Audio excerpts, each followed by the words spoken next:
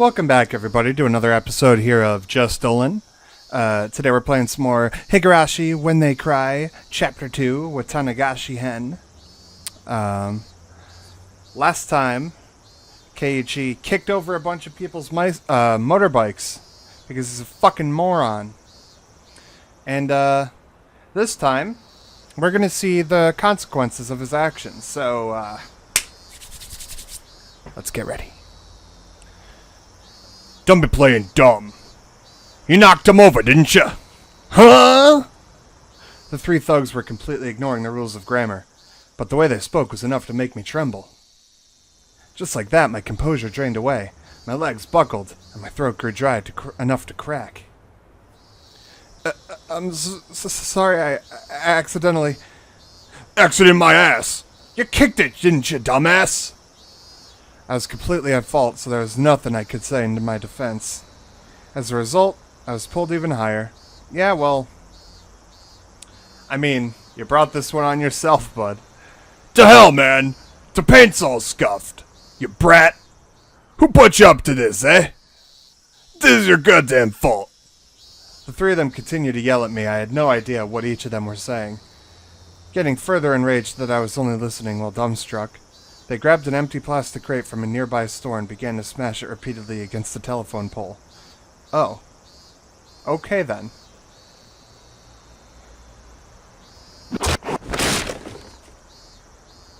Cracks formed in the crate, plastic shards flying everywhere.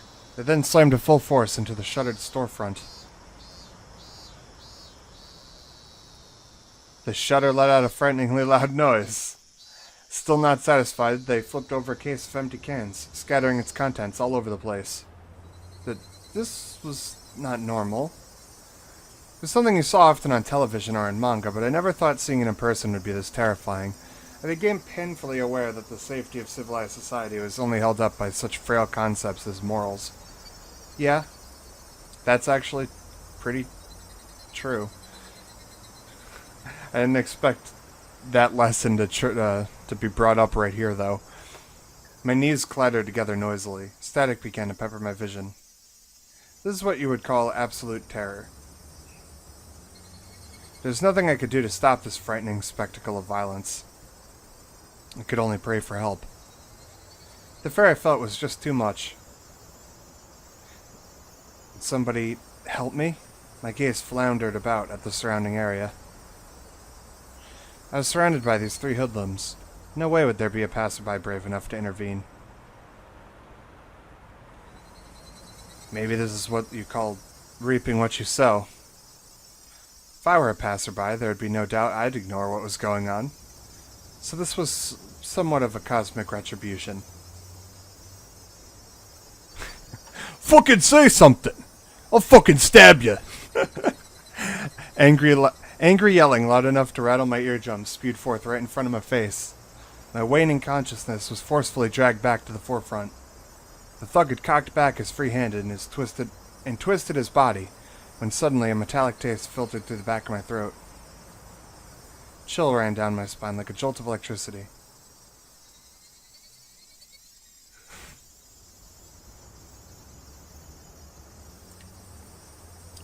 Seeing what was going to happen next, I squeezed my eyes shut as tightly as possible and gripped my teeth.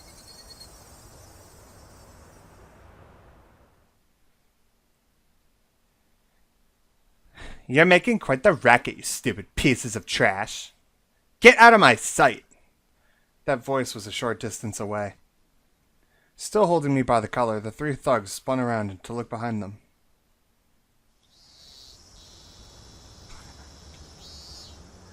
The fuck you say? Standing there was Mione. God damn it. Fuck me. She stood there displaying an imposing stature that I'd never seen before. She didn't have the same look on her face as she did when we were playing around during club. Those were the eyes that would instill fear in anyone who looked into them, the eyes of a raptor.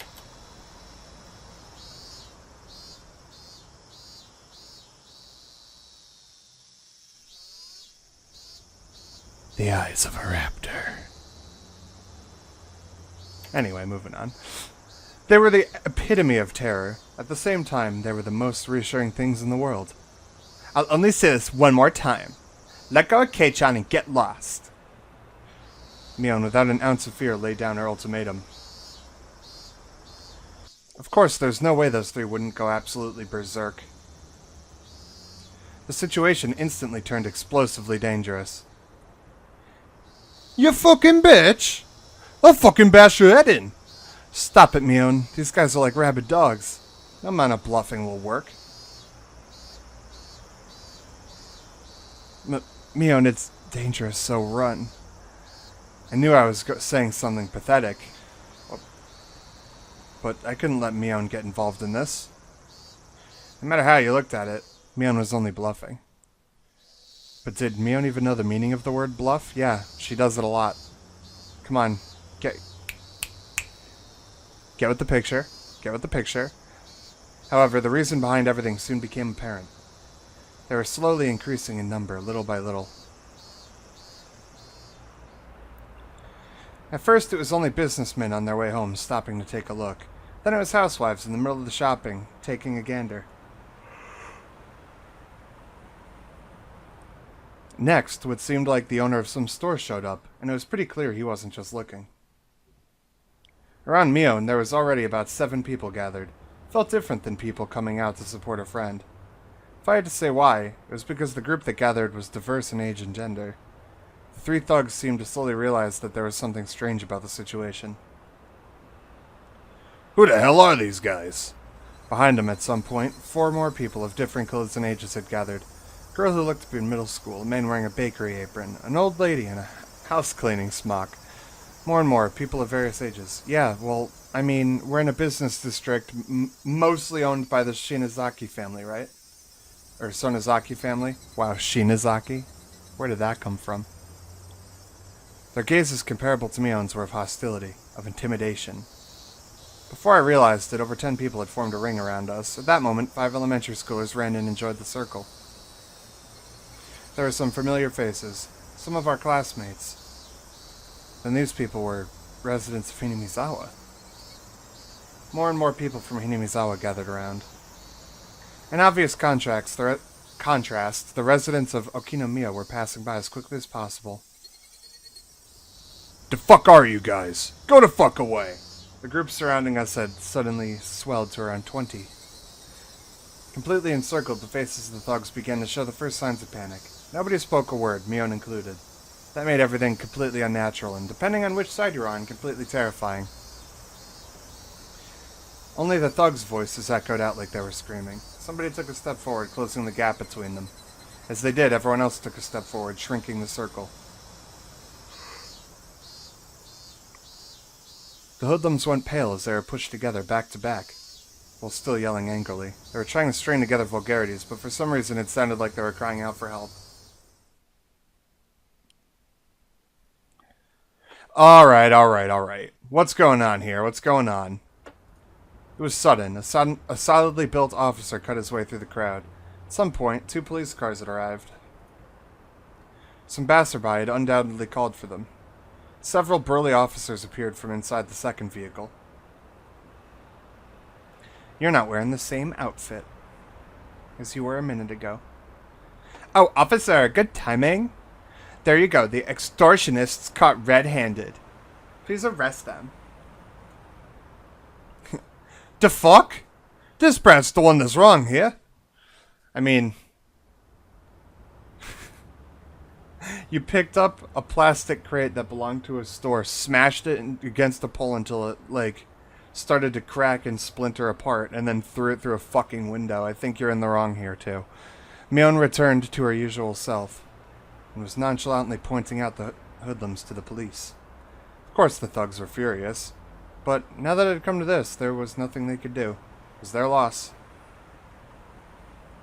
Okay. Come over here for a sec. Come on already. The officers handcuffed the thugs and dragged them towards the patrol cars. The fuck? Let me go. We're the victims here. Are you listening, damn it? No matter how much of a ruckus they caused, the officers paid no heed. In the blink of an eye, they were crammed into in the blink of an eye, they were crammed inside the 2 vehicles. They could still be heard yelling while inside the police cars, but what they were saying was no longer intelligible. Are you alright? Are you injured? He was probably a detective. Just because of his outfit. What the fuck? Is there like... Are you only allowed to wear that kind of outfit if you're a detective? What the... Like... Come on, Keiichi. That's... What's it called? That's... You're stereotyping this poor bastard.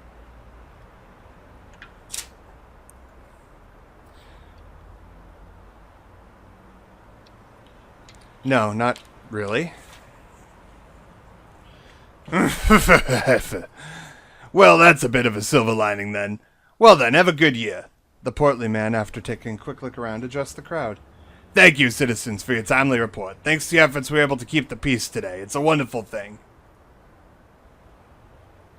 Thank you for your hard work, Detective Oishi. As a citizen, I thank you for your daily efforts. It's an honor for a detective from the 1st Division to come out all this way. The way Shion talked didn't have a very pleasant tone. It was a coincidence. I happened to hear the call over the radio on my way back from the prefectural office. I just made a little detour. Please keep up the good work. I pray for success in your future endeavors. Aw, shucks. It's a good thing there were no injuries, though. Oh, Kumagai. I don't remember the voice I gave him. I'm just gonna give him my voice. Because I think that's what I did last time, come to think of it. Oishi-san! We're done here. Let's go. Well then, have a good year. I'm sorry. Could you make way? The detective named Oishi, after jovially making pleasantries, lumbered over to the waiting police car. It quickly set off, disappearing down the city street. It was over so quickly. So quickly I was dumbstruck. I didn't even get to ask the officer what was going on. It's like they came here quickly to disperse the mob before any trouble could start. After making sure the police cars had left, Mion snapped her fingers sharply.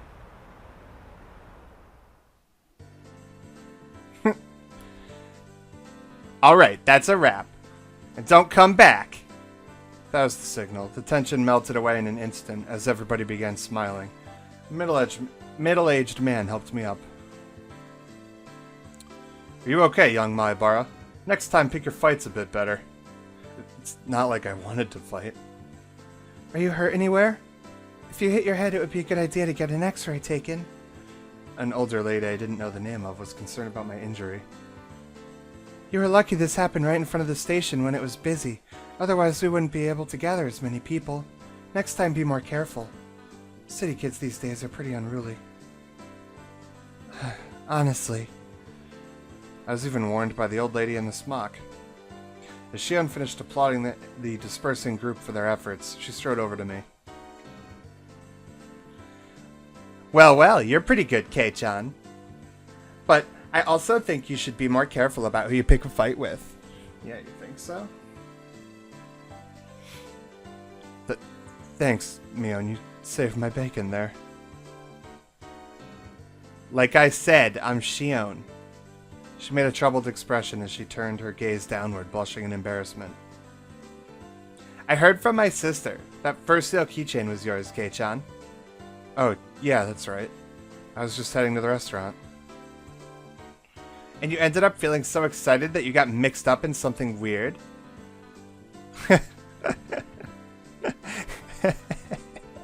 That face. Now it was my turn for my face to go red. I didn't want to admit it, but she was spot on. Yeah? Well, I was just unlucky. But you really saved me, Shion. You don't have to thank me. So, if you see somebody else getting bullied, help them out, okay? We value that kind of thing very highly here. I was well versed in that sense of camaraderie. But the way I was rescued just now, something seemed a little off about that. While I was helped out, it was honestly to an almost disturbing degree. You're coming into the restaurant, right? I don't know why the way I said that, it just reminded me of that one anime clip. I don't even know who that character is. I've seen this GIF so many times. It's just like, that's pretty good, right? I don't even know who says it. Oh well, whatever. Moving on. You're coming to the restaurant, right? You must be tired, so why don't you come relax for a bit? My treat. Seems like she caught a glimmer of suspicion in my eyes. Without waiting for my answer, Shion began walking.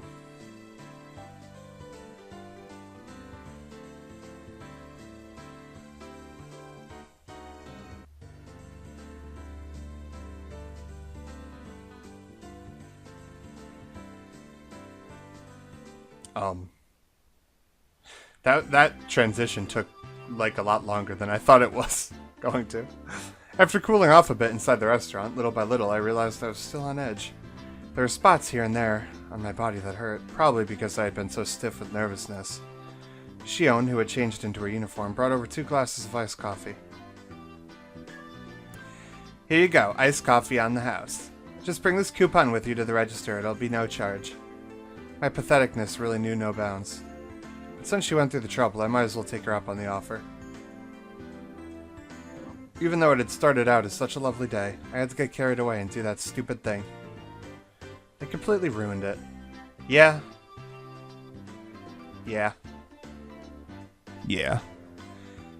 But really, you saved my hide there. I've really come to see you as reliable. Even I was scared, but Kei-chan was in trouble, so I had to be brave and do my best. While a little embarrassed by what she had said, Shion made a show of folding her arms boldly. Shion, really, thank you. I was thanking Shion, but I really wanted to thank Mion, because that's who she is, because I'm stupid. Mion, really, thank you. Now, cheer up a little. If you feel indebted, then when you have the chance, you should help out somebody else in need. Like, for example, if I'm ever in trouble. Please come and save me. Yeah, of course. It's a promise. You absolutely have to. Taking advantage of my words, she seemed happy about the promise. So if I'm ever in trouble, Kei-chan will come and save me. I hope trouble comes soon. Ah, you finally smiled. She said as she smiled herself, poking me in the cheek. A downtrodden Kei-chan is as good as an imposter. Come on, smile, smile. Wow. Ow, shit. That tickles. What is she doing? Thanks to Shion's meddling, her finally cheered up a little. Oh, it's just keep poking him over and over. Thanks. All the muscles in my body that had stiffened because of the incident finally began to relax a little. When you're in a better mood, don't you get a little hungry? What?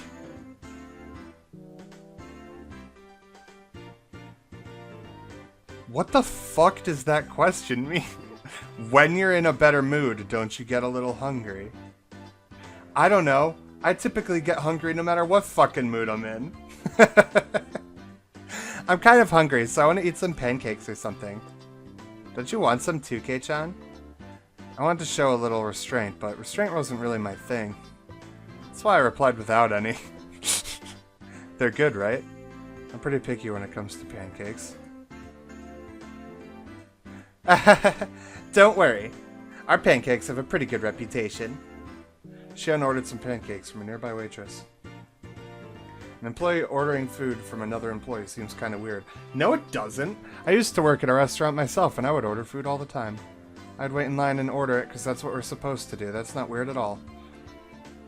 Hey, speaking of that, weren't you in the middle of a shift? You've just been slacking off while talking to me. I told my uncle that you saved me when I was surrounded by hoodlums, so he's rewarding you.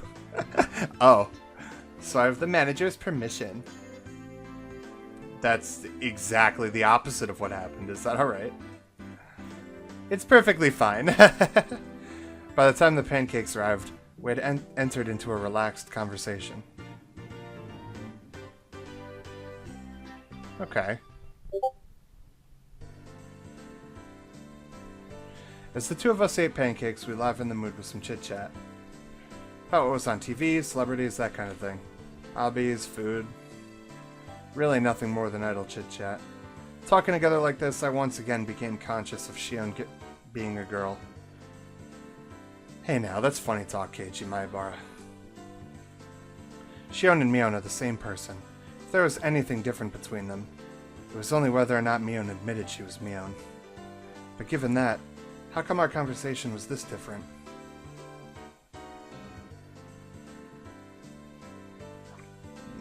Kei-chan, you don't think of my sister as a girl, do you? That's not true. If she were a guy, I'd punch the living daylights out of her. I think the reason you guys get along so well is because you have that kind of platonic relationship. That's a pretty rare and enviable thing to have, don't you think? I don't get what you're saying, but it really would be a waste to treat her like a girl. Yeah.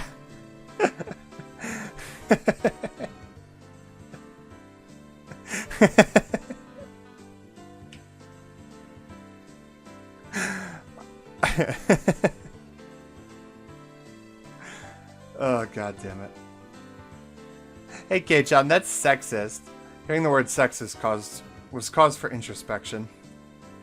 Was I just prejudiced against Mion? What was I prejudiced against Mion and Shion for? Mion was Mion.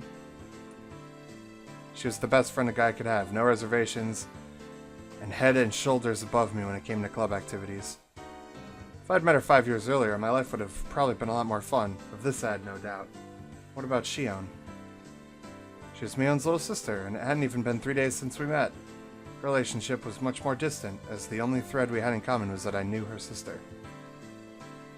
And for Shion, it was the same. I was somebody she met 3 days ago only because I was a friend of her sister's. The difference between Mion and Shion? Friendliness? Familiarity?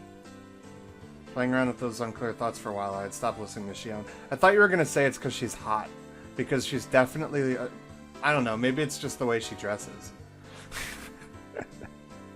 It could just be the way she shows off the body. You know what I mean? Because they're identical twins. Who knows? Playing around with these unclear thoughts for a while, I'd stopped listening to Shion. Hypothetically, okay? Are you listening? Sorry, yeah, I'm listening. This is just a hypothetical question, okay? Both of me and my sister are in trouble, okay? We're dangling off the side of a cliff. Which one of us do you save? Wow, you can only save one. She wasn't saying it to tease me, but had a playful tone behind her voice. I mean, I think she is saying it to tease you, though. Who the fuck would ask somebody that question and be serious about it? Unless they were, like, really pathetic and, like, in tears. That's not a nice question. I want to save you both, but I can't do that, right? Right. You can only save either Shion or Mion. Who do you save? If it were Mion, I don't think she'd be in that situation in the first place. This is something she could easily get herself out of. But what about the normal, frail Shion? I don't think she's very moral with that kind of expression. I guess I'd have no choice. It's not my sister, right? If Mion and Shion were different people, I suppose it would come to that. Couldn't confirm nor deny it.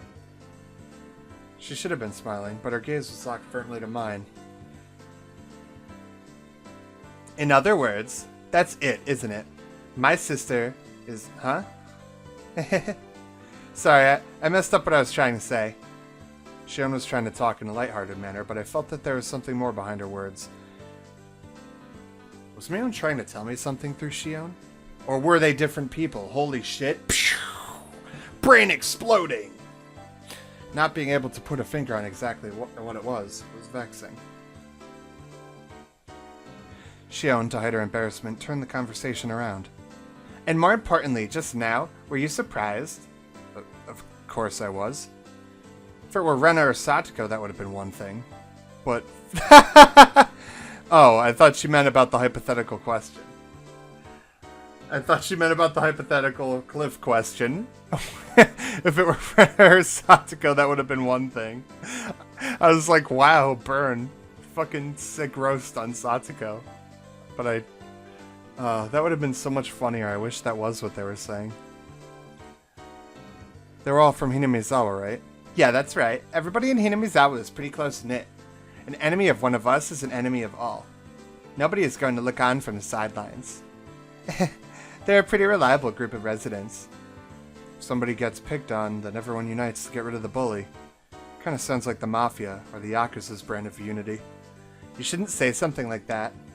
It's something you should be thankful for. You were saved by that unity, weren't you? Never forget to show your appreciation. I half-heartedly agreed. I knew full well I should be appreciative. But I'm Keiichi, and I'm a dick. Everybody really is close-knit, aren't they? Maybe it's because of tradition. Hinamizawa has been in danger of becoming a ghost town on several occasions. There's been a history of villagers uniting together each time to fight for the village's continued existence. For example, Kei-chan, did you know about the Hinamizawa Dam Project? Hinamizawa Dam Project? Let's see. I feel like I've heard somebody talk about it before. I mean, we know all about the goddamn dam project. About 10 years ago, there was a sudden proposal to build a dam here, which would have submerged Hinamizawa underwater. Oh, that story. I think I heard my dad talk about that.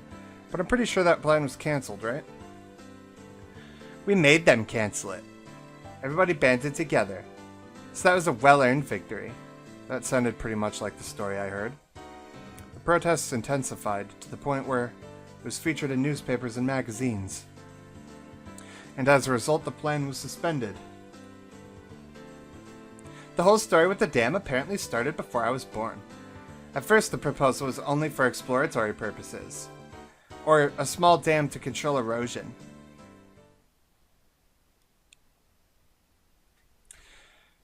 But then, the cat was let out of the bag. Oh shit. If it were completed, it would have been the biggest dam in Japan. Not just Hinamizawa, but several villages upstream would have been submerged as well. The protests immediately began. Petitions to cancel or relocate the project were drafted and submitted to the Diet. They even went so far as to go to the Ministry of Construction in Tokyo to hand over a direct appeal to the minister. The previous landowner sued the government, stating that there were inconsistencies in the purchase agreement and the transaction should be nullified. Owners of yet unacquired land split their properties, increasing the number of landowners in order to stifle the project. It was all very precious when the land acquisition was still about money. Eventually, they started relying on eminent domain in order to seize land. It started at that point. The riot police began to get violent. Riot police? You mean the police? Why would they act violent? They punched, they kicked. There was a time I was hit. What? Thought you weren't born yet! Or wait, was that just the part where they pitched it? Where you weren't born yet? Right around here, I think. My skin split open, and a whole lot of blood spilled out.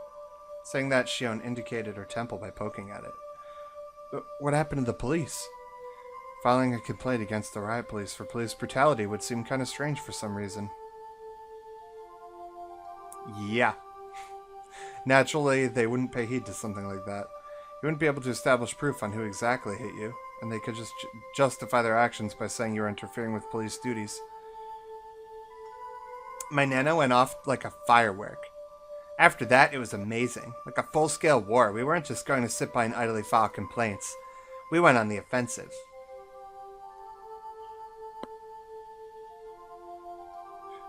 First, in order to call attention to the government, they filed a temporary injunction in court.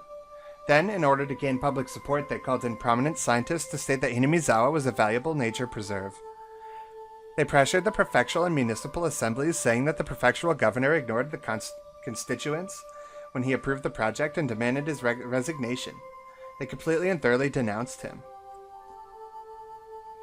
Naturally, in Hinamizawa, a ferocious conflict worthy of being called the Dam War began.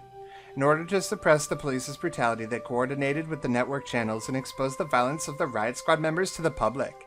On top of that, they put together a special expose themed around the government repressing the citizens and aired it nationally. It worked wonders. Following that, the SWAT teams had their hands cuffed. Day after day, the petitions and demonstrations continued. Propaganda was used to help garner support. The circle of support gradually expanded outwards from Hinamizawa. Either that bore fruit or the government finally decided against it. It was announced that the dam project was indefinitely suspended just a few years ago. It's a mouthful. We did everything we could. The entire village banded together and fought. At that time we were desperate, but now that it's over, it's actually become a pretty good memory. The villagers' feelings of solidarity and unity still haven't faded. Shion said that as she focused off in the distance. I felt that those eyes weren't filled with anguish, but rather a sense of pride. That kind of solidarity is pretty nice. You don't see it too often, bridging the generation gap and unifying the region. I think so too. The dam project was a trial. I think that just the fact we were able to overcome it is huge. The fear I was feeling until now gradually began to fade. When people began to show up one after another while I was engaged with those thugs, I thought it was frightening. But now I felt from the bottom of my heart that I had been rude. The villagers prepared to defend their homeland to the death. A sense of solidarity that fostered. Might seem impudent to say this, but I was a little jealous. If I had been in Hinamizawa when the protest against the dam was going on, I might have been able to share in that sense of solidarity. Kei-chan, you weren't here at the time, so I don't think you fully feel the solidarity in the village. But everybody shares it, thoroughly, even with somebody who just moved here like you, Kei-chan. She couldn't have been more right. So many people got together to help me out, even though I just moved here, even though we were strangers whose names I didn't even know. A hot feeling began welling up inside me. When I lived in the city, I didn't even know my own neighbors. I thought that was natural, but here, that was an absurd and pathetic thing. Even though I thought of them as strangers, all the villagers viewed me as a comrade. Happiness and warmth. I was acutely aware of those feelings as they gradually welled up inside of me. Sonozaki-san, the manager wants you to work the floor. A more senior waitress waved her hand and called out to Shion. It seemed like it was time for work. Okay, I'm coming. Sorry. Looks like I have to get to work now. It's fine. Thanks for hanging out with me. It was fun. Oh, are you going home? Yeah, my mom gets fussy if I'm not home by dinner time. It seemed that Shion wanted to say something, but she swallowed her words. Like we hadn't talked enough, that kind of feeling. Looking at that expression, I regretted saying something that had disappointed Mion like that. I was about to say that I could stay for a little bit longer, but Shion got up from her seat. Here, if you use the coupon, it should cover the pancakes as well.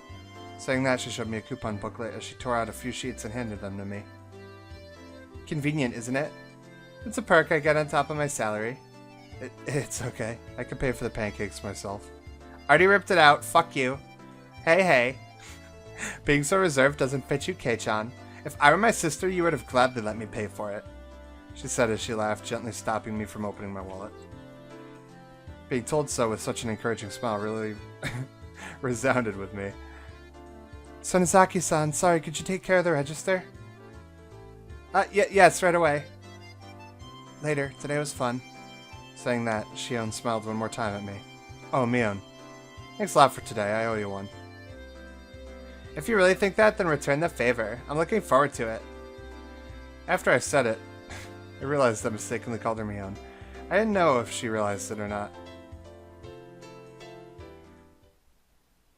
Okay. I was scared that we were going to be talking about the dam project for like another 10 minutes. And I was like, oh no. I don't have it in me to talk about the goddamn dam project for 10 more minutes. Alright. So. We are going to have to end there because somehow we've already hit the 34-minute mark. Despite not really doing much. We got out of that situation. We got our stupid keychain back. We talked to Shimion Sonozaki, the person who we don't know the identity of, apparently. And, yeah, now we're home. So, next time, I guess we'll continue from here. So, make sure to ring that bell, subscribe if you haven't already, leave a comment, let me know if you like this video. And I'll see you next time. Love y'all.